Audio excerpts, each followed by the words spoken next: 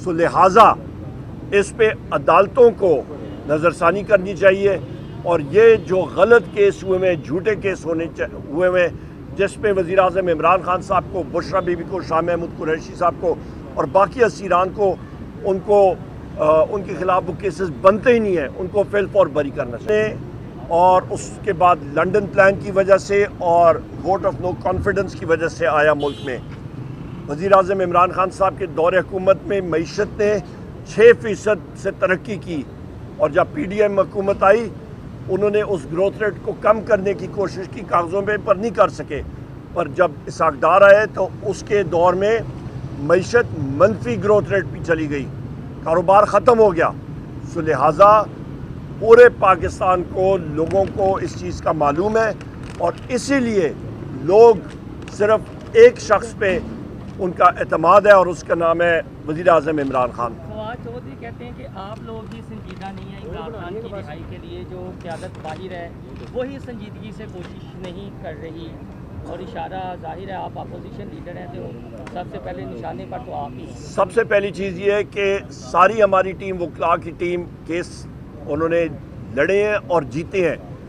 जब नैब हो या कोई और इदारा हो आपका हुकूमत का आके किसी और केस पे तोशा खाना के गलत केस में उनको फिर उस पर एम्ब्रॉयल करते हैं, उनके ख़िलाफ़ पर्चे कर देते हैं और वो एक अदालती सिस्टम से गुजरना पड़ता है।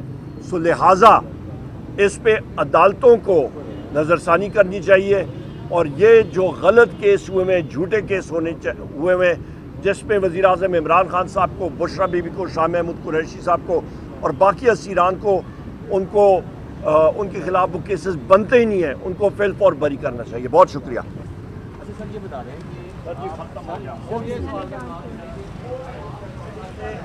और उसके बाद लंदन प्लान की वजह से और वोट ऑफ नो कॉन्फिडेंस की वजह से आया मुल्क में।